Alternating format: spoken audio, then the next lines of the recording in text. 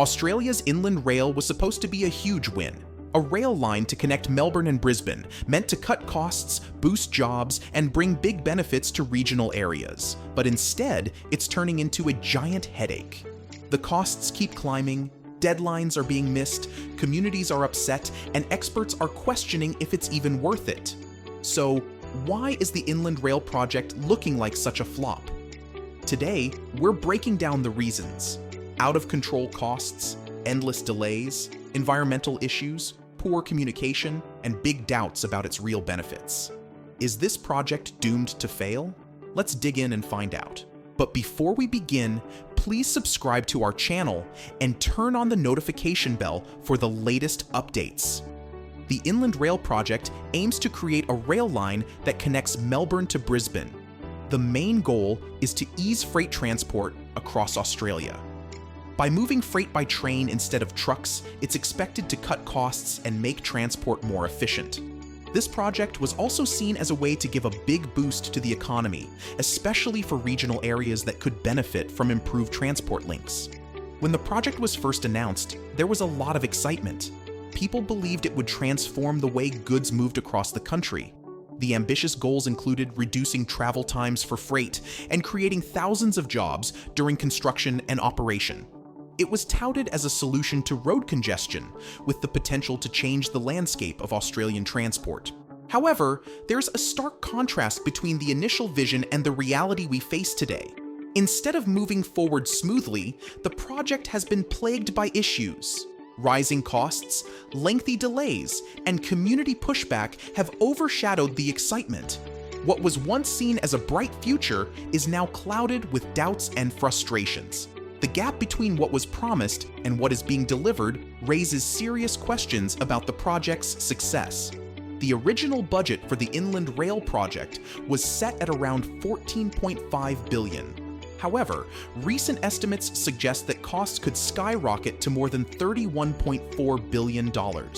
This dramatic increase has raised eyebrows and sparked concern among taxpayers and stakeholders alike. Several factors are driving these spiraling costs. First, labor costs have risen significantly, partly due to the ongoing skills shortage in Australia's construction sector. Next, material prices have surged, with inflation affecting everything from steel to concrete. Additionally, there have been many unexpected expenses, including regulatory requirements and changes to project specifications. As costs continue to climb, it's the taxpayers who will bear the brunt of these overruns. This means more government funds are needed, potentially diverting money from other essential services like healthcare and education. The situation is frustrating for many Aussies who feel their hard-earned money is being wasted on a project that's not delivering on its promises. This financial mismanagement is also damaging public trust. Many Australians are becoming increasingly skeptical about the government's ability to manage large projects effectively. The frustration is palpable as people wonder if their taxes are being used wisely and whether the Inland Rail will ever live up to its potential.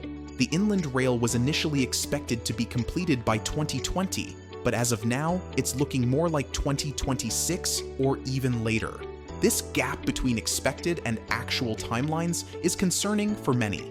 There are several reasons for these delays.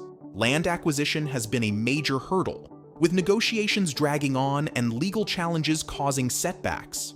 Construction challenges, including difficult terrain and environmental regulations, have also slowed progress.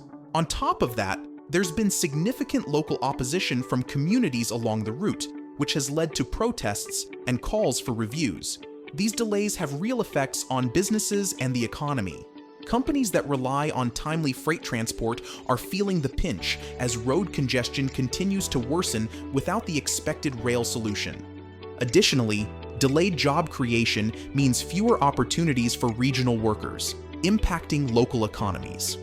One of the major concerns surrounding the Inland Rail project is the displacement of communities along its proposed route. Many families and local businesses are worried about losing their homes and livelihoods to make way for the rail line. The fear of being uprooted has created a sense of uncertainty and anxiety among residents who have lived in these areas for generations. In addition to community displacement, there are significant environmental impact concerns.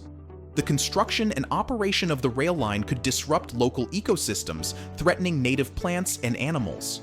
Many species unique to the regions along the route are at risk.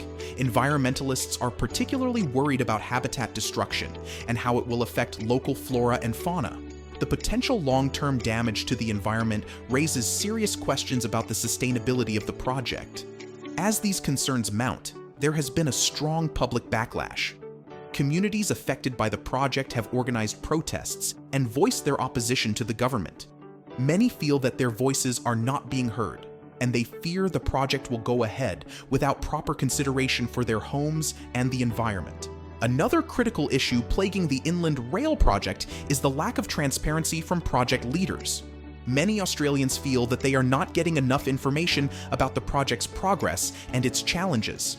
Poor communication has created confusion and frustration among the public, leaving many unsure about what to expect.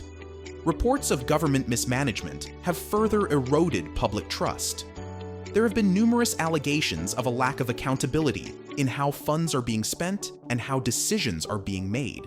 This perceived mismanagement has led to growing skepticism about the government's ability to effectively oversee large projects like this one. The fallout from this situation is affecting public confidence in transparency regarding Australian megaprojects as a whole. Finally, there are serious questions about the economic viability of the Inland Rail project. Many are starting to wonder whether the project will actually provide the economic benefits that were promised. Several studies have cast doubt on the projected demand for freight transport along the new route. Some experts argue that the assumptions made about freight volumes may be overly optimistic. Concerns are also growing about whether the Inland Rail will truly ease road congestion and create the anticipated jobs. Critics argue that without sufficient demand, the project may not deliver the promised economic advantages.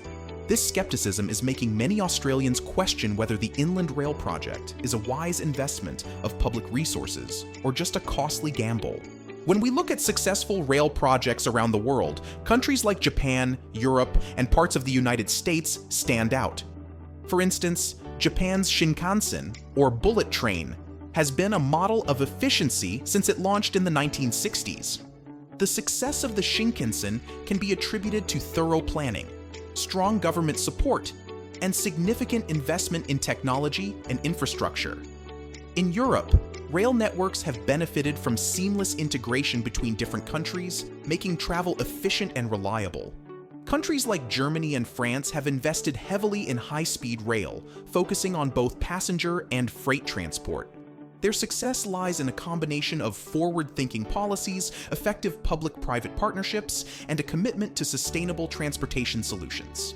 In contrast, Australia's Inland Rail project seems to be struggling with many of the very issues that other countries have managed to overcome. While those countries have invested heavily in their rail systems and prioritized transparency and community engagement, Australia has faced significant challenges in these areas. The lack of clear communication, rising costs, and community backlash have all hindered progress on the Inland Rail, leaving many to wonder why we can't replicate the successes of other nations. In short, the Inland Rail project is struggling with soaring costs, significant delays, and serious environmental impacts. For it to succeed, there must be better communication with communities and a focus on sustainability. Addressing cost blowouts and improving governance is crucial to regain public trust. As we consider the future, we must ask, can Australia save the Inland Rail, or has it missed the mark? Join the conversation. Share your thoughts below.